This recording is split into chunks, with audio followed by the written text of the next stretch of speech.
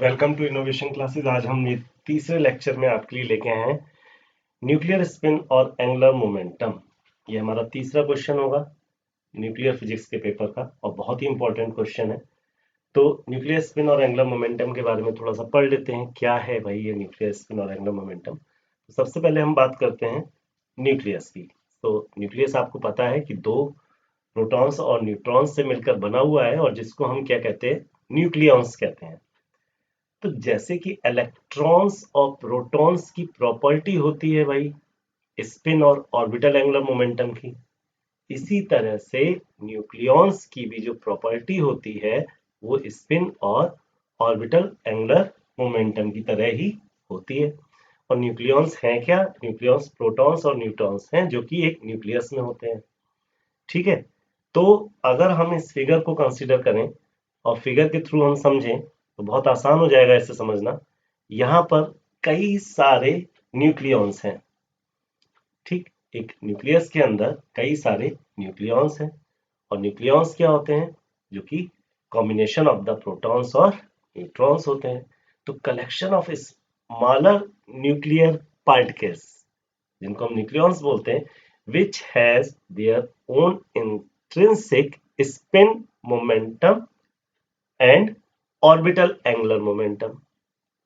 तो ये जो कई सारे स्मॉल पार्टिकल्स हैं, इनका अपना अपना क्या होगा? अपना अपना इनका एक तो स्पिन एंगुलर मोमेंटम होगा और एक ऑर्बिटल एंगुलर मोमेंटम होगा। For example, this particle has also spin angular momentum and this particle has also orbital angular momentum. Clear हो गया? तो अब हम मान सकते हैं, क्या मान सकते हैं, कि जो आपका न्यूक्लियर है वो बेसिकली किस तरीके से बिहेव करेगा? ए सिंगुलर पार्टिकल, एक सिंगुलर पार्टिकल की तरह बिहेव करेगा, just like neutrons, protons and electrons whose total angular momentum shows quantization with its magnitude and its direction। तो ये जो हमारी फिगर है, ये हमारी पूरी फिगर है, फुल फिगर। तो ये हमारा क्या है? न्यूक्लियस है। तो ये किस तरीके से बिहेव करेगा? ये इस तरीके से बिहेव करेगा कि ये एक सिंगल पार्टिकल है। ठीक, और उस पार्टिकल का हम कैसे निकालेंगे स्पिन एंगुलर मोमेंटम और ऑर्बिटल एंगुलर मोमेंटम? इसको देख लेते हैं। सबसे पहले the resultant angular momentum I of a nucleus is the vector sum of the resultant orbital angular momentum or spin angular momentum of the nucleons। तो बहुत ही सामने इजी है, सम कर लेते हैं। ये हमारा क्या है? L है, वेक्टर L, और ये क्या है हमारा? S है। दोनों का हमने सम कर लिया और दोनों के सम से हमें क्या मिल गया?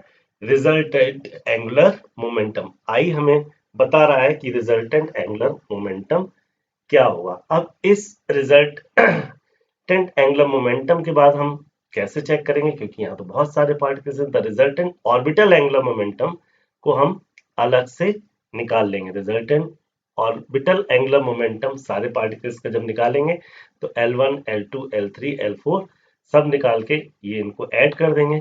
तो इसको हम डिनोट कर सकते हैं L vector is equal to sigma i l i. यहाँ पर आई की वैल्यू जितने भी हमारे पार्टिकल्स हैं वो सब ऐड हो जाएगी। तो इस तरीके से हमें रिजल्टेंट ऑर्बिटल एंगुलर मोमेंटम मिल जाएगा। अभी हमें केवल L पता था, लेकिन यहाँ पर हमें रिजल्टेंट ऑर्बिटल एंगुलर मोमेंटम पता लग जा रहा है। इसी तरीके से रिजल्टेंट स्पिन एंगुलर मोमेंटम हम निकाल लेंगे। रिजल्टेंट स्पिन एंगुलर मोमेंटम क्या होगा? Vector s is equal to sigma i s i. तो ये हमारी इक्वेशन हो गई 1 और ये हमारी इक्वेशन हो गई 2। जिस तरीके से हमने आई निकाला था L प्लस एस, इसी तरीके से हम टोटल एंगुलर मोमेंटम निकाल लेंगे, जिसकी वैल्यू क्या होगी? टोटल एंगुलर मोमेंटम आई हमारा कितना हो जाएगा? Sigma i l I plus sigma i s आई। और इस टोटल एंगुलर मोमेंटम को हम क्या बोलेंगे? Nucleons is called nuclear spin. And this total angular momentum of the nucleons, इस टोटल एंगुलर मोमेंटम किसके? ये जो न्यूक्लियॉन्स थे इनके टोटल एंगुलर मोमेंटम को हम क्या बोलेंगे? Nuclear spin. जिसका कि मैंने डायग्राम आपको यहाँ पर दिखा रखा है। This is called nuclear spin. तो ये पहली डेफिनेशन हमारी कंप्लीट हो गई है और बहुत ही आसान था इसे समझना। अब आता है एंगुलर मोमेंटम। एंगुलर मोमेंटम हमें निकाल ही रखा है, फिर भी the magnitude of the total orbital and spin angular momentum is giving by. भाई इसका हम मैग्नीट्यूड कैसे निकालेंगे? तो ये हमें पहले से पता होना चाहिए। जो मैग्नीट्यूड होता है वो रूट आई ब्रैकेट में I+1 H क्रॉस होता है। ये हमने पहले पढ़ रखा है कि magnitude of the total orbital and spin angular momentum, total orbital and spin angular momentum का जो मैग्नीट्यूड होता है वो होता है I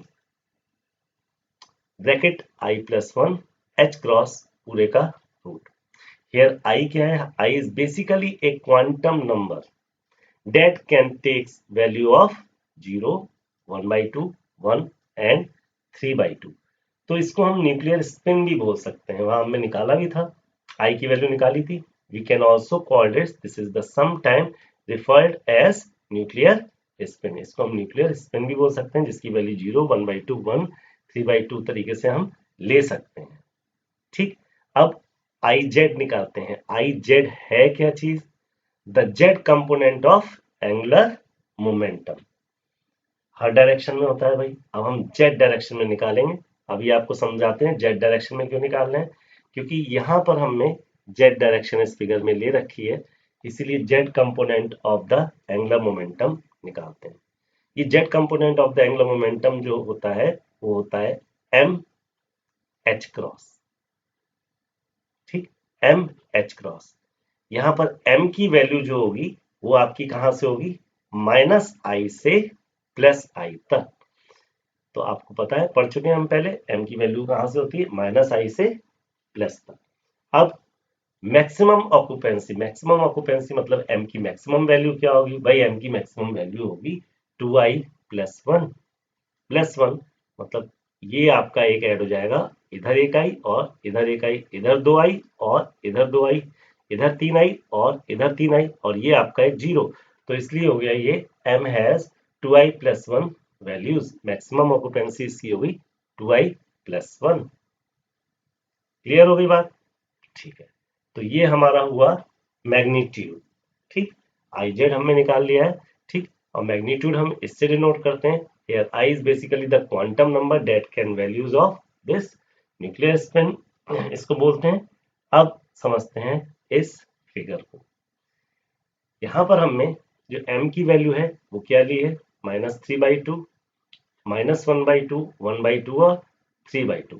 तो 3D स्पेस में हम इसको डिनोट कैसे करते हैं? 3D स्पेस में हम इसको ऐसे डिनोट करेंगे, क्योंकि अगर आपने इसको सेंटर मान लिया है तो नीचे होगा -3/2, इसको हम डिनोट कर रहे हैं -1/2 H क्रॉस, इसको हम कर रहे हैं +1/2 H क्रॉस और इसको +3/2 H क्रॉस, और ये आपकी हो गई जेड डायरेक्शन। फिगर बना देंगे तो अच्छा होगा। उसके बाद आगे बढ़ते हैं। अब आता है इवन न्यूक्लियाई। तो चलिए बात करते हैं इवन न्यूक्लियाई की। यहाँ इवन न्यूक्लियाई है, इसका मतलब क्या है कि इवन नंबर ऑफ न्यूट्रॉन्स या इवन नंबर ऑफ प्रोटॉन्स। यहाँ पर इवन नंबर ऑफ न्यूट्रॉन्स और इवन नंबर ऑफ प्रोटॉन्स है। तो न्यूट्रॉन्स जो होंगे उनके पेयर बन जाएंगे और वो पेयर एक दूसरे को क्या कर देंगे? इसकी स्पिन और एंगुलर मोमेंटम को कैंसिल कर देंगे। क्लियर? तो हम कह सकते हैं, क्या कह सकते हैं कि neutrons will pair up with other opposite spin neutrons. मान लीजिए एक न्यूट्रॉन का स्पिन इस तरीके से आ रहा है और दूसरे न्यूट्रॉन का स्पिन हम इस तरीके से डिनोट करते हैं, तो ये एक पेयर बन जाएगा और ये पेयर एक दूसरे के स्पिन और एंगुलर मोमेंटम को क्या कर देगा?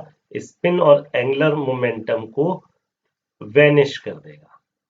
बात आ गई समझ में? इवन न्यूक्लियाई में क्या होगा? नंबर ऑफ न्यूट्रॉन्स भी इवन है, नंबर ऑफ प्रोटॉन्स भी इवन है। तो न्यूट्रॉन्स क्या करेंगे? Neutrons will pair up with other opposite spin neutrons. Neutrons जो है, ये भी न्यूट्रॉन है और ये भी न्यूट्रॉन है, ये पेयर अप हो जाएंगे दूसरे न्यूट्रॉन के साथ जो कि अपोजिट डायरेक्शन के स्पिन है जिसकी। ठीक, और स्पिन और एंगुलर मोमेंटम को आपस में वैनिश कर देंगे। इसी तरह proton will pair up with other opposite spin protons. Proton भी क्या करेंगे, एक का स्पिन इधर है, एक का स्पिन इधर है, वो भी पेयर अप हो जाएंगे और कैंसिल कर देंगे स्पिन और एंगुलर मोमेंटम को। क्लियर हो गई बात। और जब ये कैंसिल कर देंगे तो इनके एग्जांपल्स देखिए दे रखे हैं, 4He2, 12C6 और 114CD48। यहाँ पर जब कैंसिल हो जाएगा तो आई की वैल्यू क्या हो जाएगी, 0 हो जाएगी। और आई हमने क्या पढ़ा था, न्यूक्लियर स्पिन। तो इस केस में न्यूक्लियर स्पिन क्या होगा, 0 हो जाएगा। टोटल एंगुलर मोमेंटम भी क्या होगा, 0 हो जाएगा। अब जो हम बात कर रहे थे ये पेयरिंग की, neutrons will pair up with other opposite spin neutrons या protons will pair up with other opposite spin protons and cancel spin and angular momentum. तो इसको हम क्या बोलते हैं, इसको हम बोलते हैं पेयरिंग इफेक्ट। अगर कोई डेफिनेशन आ जाती है पेयरिंग इफेक्ट की तो आप आसानी से यहाँ पर पेयरिंग इफेक्ट भी लिख सकते हैं। तो चलिए बात करते हैं इवन ऑड न्यूक्लियाई की। इवन ऑड न्यूक्लियाई मतलब these are nuclei basically which an even number of neutrons and odd number of protons। तो इसमें पहला केस क्या होगा, इवन ऑड है, या तो आपका न्यूट्रॉन्स इवन है और प्रोटॉन्स कैसे हैं, ऑड है। या इसके अपोजिट दूसरा केस क्या होगा, दूसरा केस होगा न्यूट्रॉन्स कैसे हैं, इवन है, और न्यूट्रॉन्स ऑड है और प्रोटॉन्स कैसे हैं, इवन है। तो यहाँ पर दो केस होंगे, ठीक। तो which have even number of neutrons and odd number of protons, case 1, या odd number of neutrons and even number of protons, case 2। Now large number of neutrons and large number of protons will try to pair up। अब यहां भी क्या होंगे, ये आपस में pairing करेंगे, ठीक, जिसको हम पेयरिंग इफेक्ट बोलते हैं। Each other to cancel each other spin and orbital angular momentum. यहां पर भी ये क्या कर देंगे भाई, इनको कैंसिल कर देंगे स्पिन और ऑर्बिटल मोमेंटम को, thereby leaving only one. अब यहां पर केवल एक बच रहा है, क्योंकि इवन ऑड है ना, तो यहां पर आपका क्या बचेगा, एक बचेगा, अनपेयर्ड आइदर न्यूट्रॉन और प्रोटॉन। तो यहां पर क्या बचेगा, एक न्यूट्रॉन बचेगा या एक प्रोटॉन बचेगा। जब एक बच रहा है तो पर्टिकुलर अनपेयर्ड न्यूट्रॉन और proton will contribute towards the spin of the entire in nuclear system। अब भाई वो हेल्प करेगा स्पिन में, ठीक, किसे, एंटायर न्यूक्लियर सिस्टम के। So basically all the neutrons and proton existing inside the nucleus, सारे के सारे न्यूक्लियस के अंदर है, बट वो क्या हो रहे हैं, they try to pair up, वो पेयर अप हो रहे हैं ईच अदर एंड उनको कैंसिल कर दे रहे हैं। क्या कैंसिल कर दे रहे हैं, each other spin and orbital angular momentum को कैंसिल कर दे रहे हैं। They form a certain kind of central core, और वो एक certain type of kind of central core को बना रहे हैं, in which core itself has zero angular momentum, और इस कोर का एंगुलर मोमेंटम भी कितना है, जीरो है।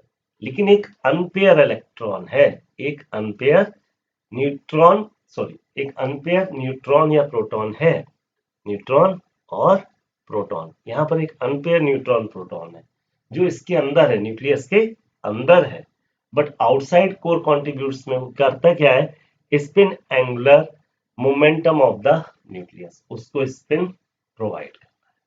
तो यहां पर हम कह सकते हैं I is equal to 1/2। I is equal to 1/2 क्यों लिया है, क्योंकि यहाँ पर एक सिंगल प्रोटॉन या सिंगल न्यूट्रॉन है। यहाँ पर इसके कुछ एग्जाम्पल्स हमने दे रखे हैं, इसको चेक कर लीजिएगा। और उसके बाद आता है लास्ट ऑड ऑड न्यूक्लियाई। तो जैसे हमने पढ़ा था इवन इवन न्यूक्लियाई, इसी तरीके से ऑड ऑड न्यूक्लियाई होगा, बट थोड़ा डिफरेंट है। It basically have odd number of neutrons and odd number of protons।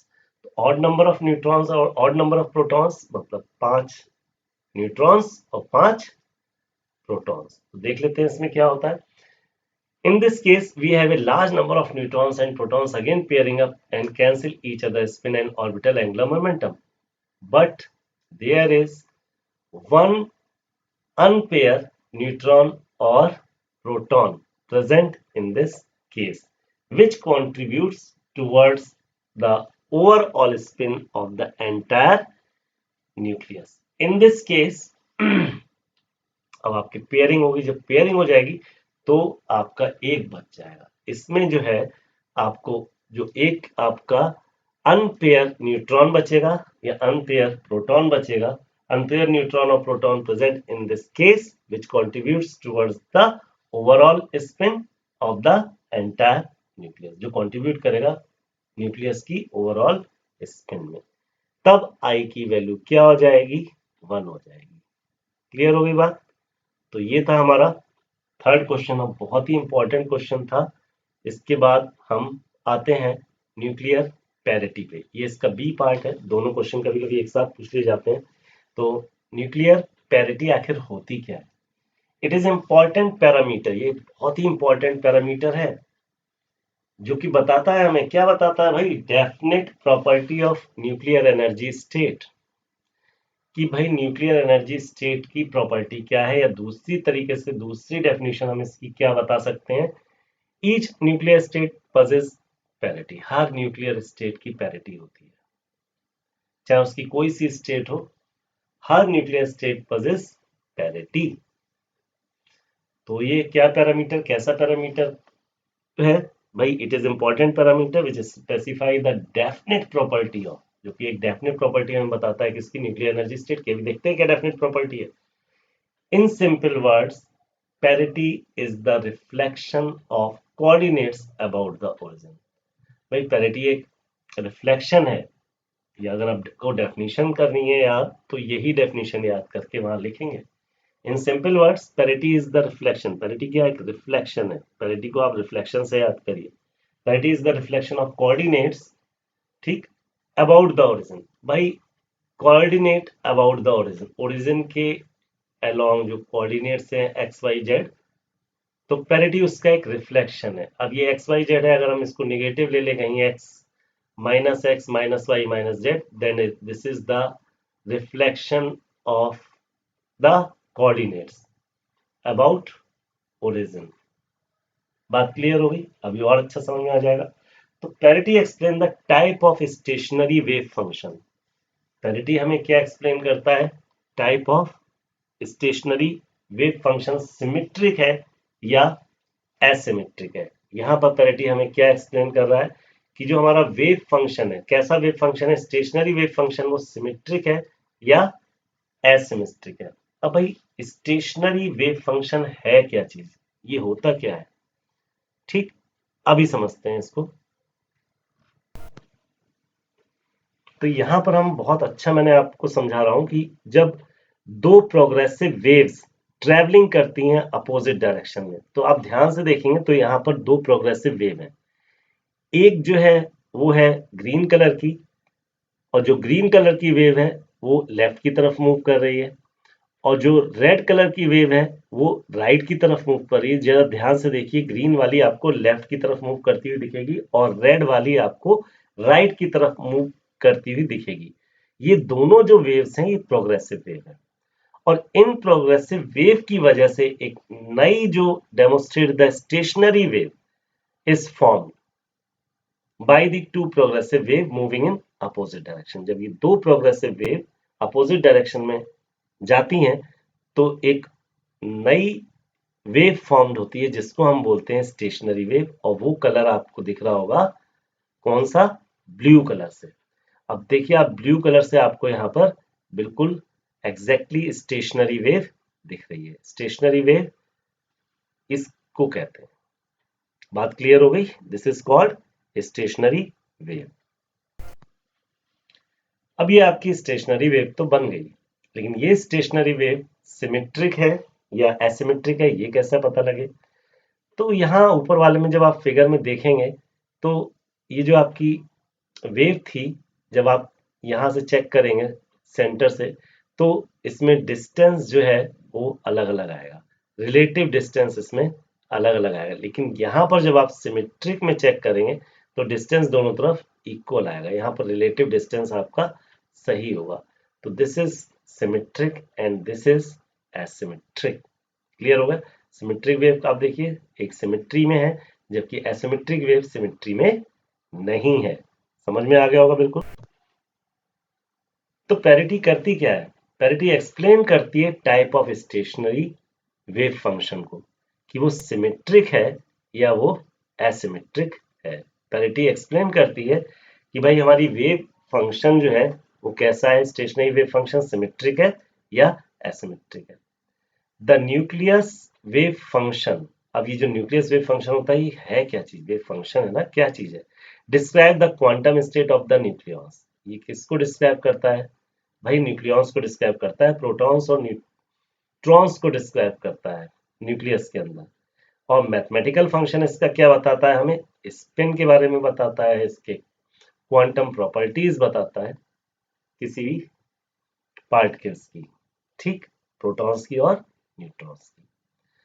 So parity indicates the symmetry of nucleus wave function. तो पैरिटी हमें क्या बताती है? भाई सिमेट्री बताती है वो, कि वो सिमेट्रिक है या एसिमेट्रिक है।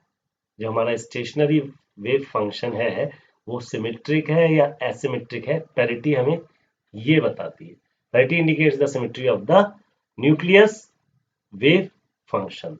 अब न्यूक्लियस वेव फंक्शन को मैंने यहाँ डिफाइन कर दिया under spatial inversion. Spatial inversion क्या है? जो मैंने अभी आपको ऊपर बताया था, भाई हमने यहाँ पर कोऑर्डिनेट्स चेंज कर दिए हैं, साइन चेंज हो गया है, तो स्पैटियल इन्वर्जन क्या कहलाता है? अगर हम आर कोऑर्डिनेट से आर माइनस में जा रहे हैं, this is called spatial inversion. लेकिन स्पैटियल इन्वर्जन के बाद भी वेव फंक्शन हमारा अनचेंज्ड रहता है। क्लियर? तो parity of the nucleus and orbital angular momentum, अब इसे कैसे डिफाइन करेंगे?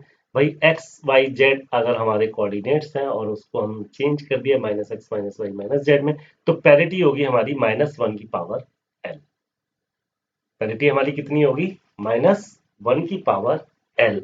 जहां एल क्या चीज है? एल जो है आपका ऑर्बिटल एंगुलर मोमेंटम है, क्वांटम नंबर, ठीक, orbital angular momentum quantum number है।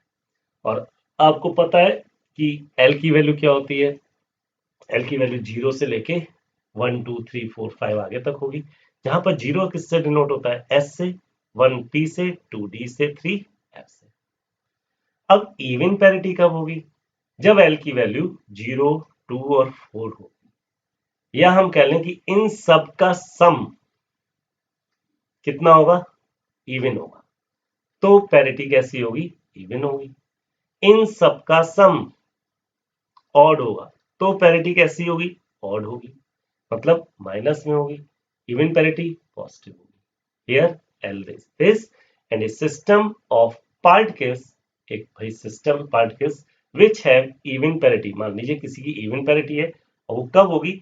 When the sum of numerical values of L, अभी मैंने बताया sum of numerical values of L for all its particles is even. तब कैसी होगी पैरिटी? इवन होगी। और निगेटिव कब होगी? ऑड पैरिटी कब होगी? And odd parity when the some is odd. तो कुछ यहाँ पर पार्टिकल्स हैं जिनकी पैरिटी हमने दे रखी है, इसको चेक कर लेते हैं। देखिए बहुत सिंपल है, इलेक्ट्रॉन प्रोटॉन न्यूट्रॉन की पैरिटी हमेशा कैसी होती है? पॉजिटिव होती है। अब पाई मीजॉन की पैरिटी और म्यू मीजॉन की पैरिटी डिफरेंट है। पाई मीजॉन की निगेटिव होगी और म्यू मीजॉन की पॉजिटिव होगी। फोटोन की दोनों पैरिटी रहती है, पॉजिटिव भी होती है और निगेटिव भी होती है, और न्यूट्रिनो की पॉजिटिव होती है। तो ये था हमारा आज का लेक्चर। थोड़ा सा एक बार फिर से रिवाइज कर लेते हैं इसे।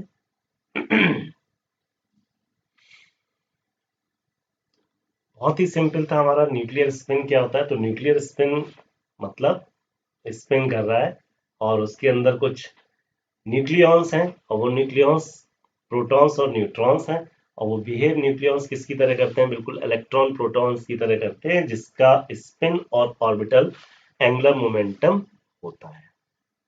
रिजल्टेंट निकालना है, बहुत सारे हैं। Collection of the smaller nuclear particles which has their own intrinsic spin angular momentum, इनका अपना स्पिन एंगुलर मोमेंटम होगा और ऑर्बिटल एंगुलर मोमेंटम होगा, है ना? स्पिन एंगुलर मोमेंटम और ऑर्बिटल एंगुलर मोमेंटम होगा। ठीक, तो इस तरीके से जो फॉर्मूला होता है वो क्या होता है, स्पिन एंगुलर मोमेंटम और ऑर्बिटल एंगुलर मोमेंटम को हम ऐड कर देंगे, देन द रिजल्टेंट इज आई।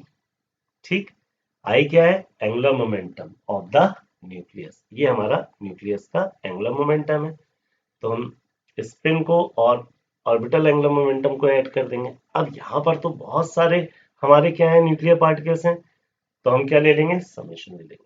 तो यहाँ पर हमारा सिग्मा आई एल आई हो जाएगा, बहुत सारे पार्टिकल्स हैं, आई की वैल्यू 1 2 3 4 5 जितने भी पार्टिकल्स हैं, और s is equal to sigma i s i हो जाएगा, बहुत सारे पार्टिकल्स हैं।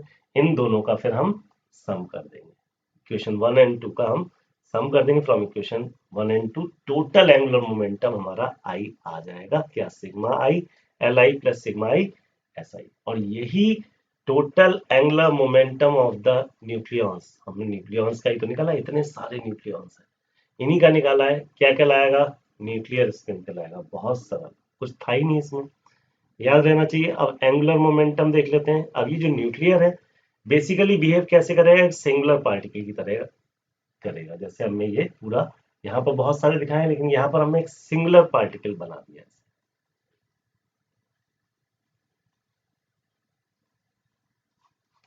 ये एक सिंगुलर पार्टिकल की तरह बिहेव करेगा, just like neurons, neutrons, protons and electrons जैसे बिहेव करते हैं। whose total angular momentum shows quantization with its magnitude and its direction। इसका टोटल एंगुलर मोमेंटम क्या शो करता है, quantization with its magnitude and its direction. इसको हम कैसे निकालेंगे, मैग्नीट्यूड भाई कैसे निकालेंगे, magnitude of the total orbital and spin angular momentum आज आपका आ जाएगा, मैग्नीट्यूड इज इक्वल टू, आपका फॉर्मूला है, पढ़ चुके हैं, under root I I plus h cross I plus 1 bracket h cross. अब आई की वैल्यू क्या हो सकती है, आई की वैल्यू 0 1/2 1 और 3/2 हो सकती है। आई क्या है, बेसिकली एक क्वांटम नंबर है that can takes the values 0 1/2 1 और 3/2। अब न्यूक्लियर स्पिन, भाई न्यूक्लियर स्पिन ही तो बोलते हैं इसको, अभी तो देखा था पीछे, आई को हम न्यूक्लियर स्पिन बोलते हैं, this is sometimes referred nuclear spin.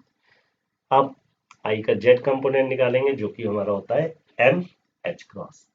M की वैल्यू माइनस आई से प्लस तक होती है, तो एम मैक्सिमम कितना होगा, एम मैक्सिमम होगा 2i प्लस 1। ये मैक्सिमम ऑक्यूपेंसी हम कैसे निकालेंगे, किसी भी उसके लिए आई की वैल्यू के लिए 2i प्लस 1 वैल्यू।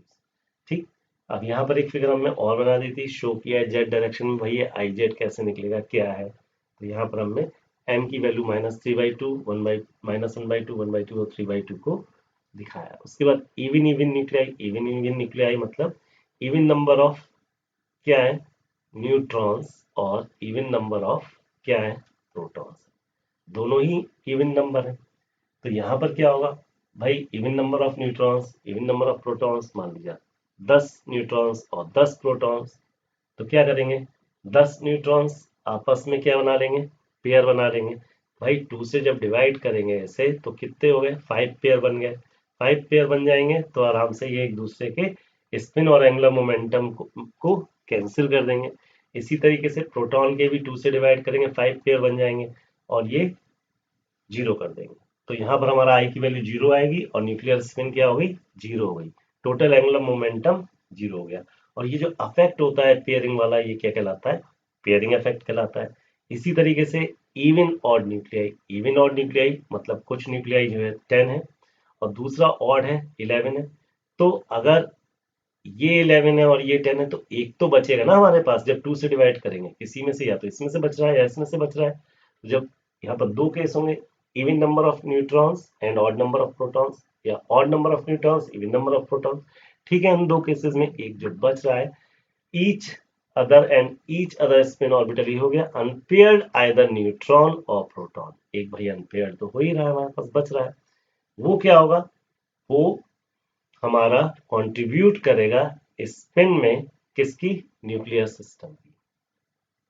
और जो ये बहुत सारे पेयरिंग हो रही है, ये ग्रुप बना लेंगे और ये ग्रुप क्या कहलाएगा, सेंट्रल कोर कहलाएगा। इस सेंट्रल कोर ये न्यूक्लियस के अंदर होता है और बाहर क्या है, उसका मोमेंटम होता है जीरो एंगुलर मोमेंटम के साथ। लेकिन एक जो अनपेयर रह जाएगा, ये होगा तो न्यूक्लियस के अंदर ही, लेकिन जो बाहर जो है वो उसका जीरो एंगुलर मोमेंटम ना होके वो स्पिन कोशिश करेगा न्यूक्लियस के लिए।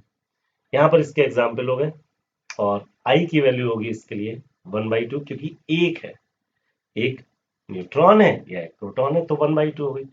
अब ऑड ऑड न्यूक्लियाई, भाई ऑड ऑड है, 5 हो गए, ऑड ऑड है तो 11 हो गए, और 11 यहाँ भी हो गए। तो ऑड ऑड में क्या बचेगा भाई, एक पेयर बच जाएगा, मतलब एक प्रोटॉन बच जाएगा और एक न्यूट्रॉन बच जाएगा। जब एक प्रोटॉन और न्यूट्रॉन बच जाएगा तो ये अनपेयर प्रोटॉन और न्यूट्रॉन हो गया। इस केस में ये कंट्रीब्यूट करेंगे स्पिन की एंटायर न्यूक्लियस के लिए, और जब ये एंटायर न्यूक्लियस के लिए कंट्रीब्यूट करेंगे तो क्या होगा, क्योंकि ये दो हैं तो आई की वैल्यू 1 हो जाएगी, और ये कहलाएगा ऑड ऑड न्यूक्लियाई। पैरिटी बहुत सिंपल है, दो डेफिनेशन मैंने आपको दी है कि इट इज इंपॉर्टेंट पैरामीटर, बहुत इंपॉर्टेंट पैरामीटर होता है न्यूक्लियर एनर्जी स्टेट के लिए, है ना। और दूसरी डेफिनेशन मैंने क्या दी है, रिफ्लेक्शन, ये जरूर लिखना है भाई। In simple words, parity is the reflection of coordinates about the origin. भाई ओरिजिन के about the origin reflection of coordinates होती है पैरिटी। पैरिटी क्या एक्सप्लेन करती है भाई, पैरिटी एक्सप्लेन करती है स्टेशनरी वेव फंक्शन। मैंने आपको दिखाया था स्टेशनरी वेव क्या होती है। ठीक, स्टेशनरी वेव फंक्शन कैसी है, सिमेट्रिक है वो या एसिमेट्रिक है, पैरिटी ये बताती है। सो पैरिटी इंडिकेट्स, क्या इंडिकेट कर रही है, symmetry of the nucleus wave function. भाई न्यूक्लियस वेव फंक्शन जो है उसकी सिमेट्री डिनोट कर रही है।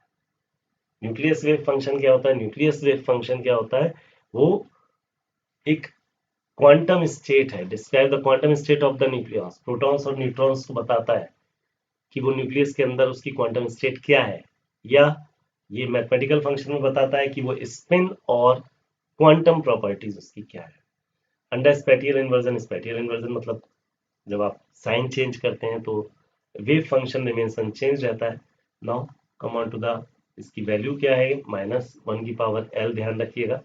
और l की वैल्यू आपको पता है 0 1 2 3 4। अब यहाँ पर l की वैल्यू 0 2 4 होगी तो पॉजिटिव होगी पैरिटी, ऑड होगी तो नेगेटिव होगी। जब यहाँ पर 1 3 5 होगा, जब क्योंकि हम इसको सम कर लेंगे, and particle elements electron proton neutrons क्या होगा, पॉजिटिव होगा, और मीजॉन्स, पाई मीजॉन्स नेगेटिव और म्यू मीजॉन्स पॉजिटिव।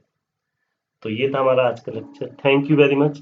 मेरे चैनल को सब्सक्राइब करिए, लाइक करिए, ज़्यादा से ज़्यादा शेयर करिए अगर आपको ये क्वेश्चन समझ में आया है, या और भी बहुत सारे क्वेश्चंस आपको मैं समझा रहा हूँ जो कि रुहेलखंड यूनिवर्सिटी के लिए कोर्स से ही रिलेटेड है सारे के सारे। Thank you very much.